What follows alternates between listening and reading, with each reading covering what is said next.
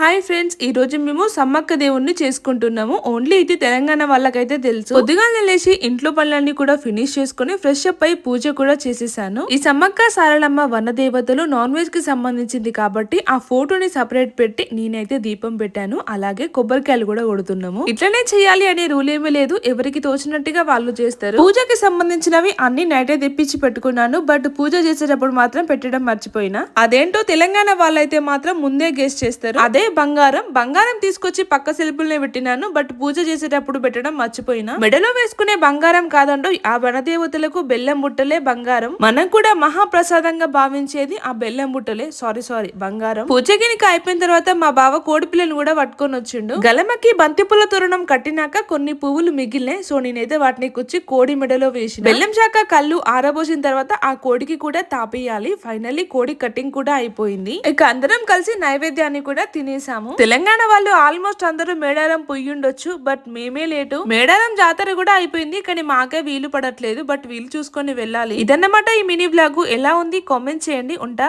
Bye.